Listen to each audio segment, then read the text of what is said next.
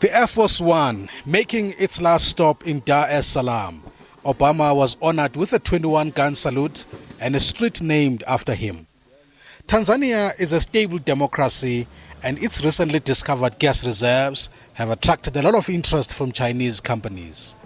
Is it the Chinese threat that lies at the center of Obama's African tour? The Americans have been involved in Africa for quite some time, and the Chinese have only been involved here just recently, and yet they seem to have surpassed the US as a major trading partner for Africa.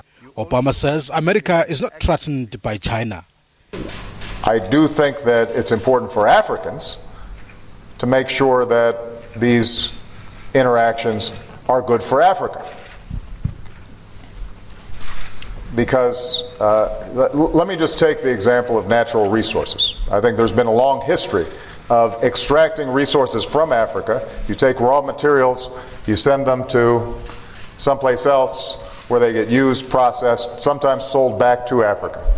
The profits stay there, the jobs stay there, and not much stays in Africa. Is it an attempt, therefore, to restore confidence and regain lost ground? When he came into the presidency, there were a lot of expectations that here's a man, an African American with immediate African roots. His father was born in Kenya and he still has family in Kenya. So we thought the US would have a different kind of relations with Africa. But it was not to be so because he was absent for a while. He only paid one visit in his first term.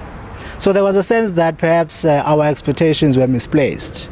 And locals are not convinced the promises of trade and energy projects will improve their lives. I think we just have to wait and see because we don't know what is going to happen. Maybe there could be progress, maybe there could be no progress, but we have to wait and see. Not really. It's a good thing for business people, not me as a citizen. I didn't benefit in his visit. Yeah, maybe for in the future, this is better for them. Maybe.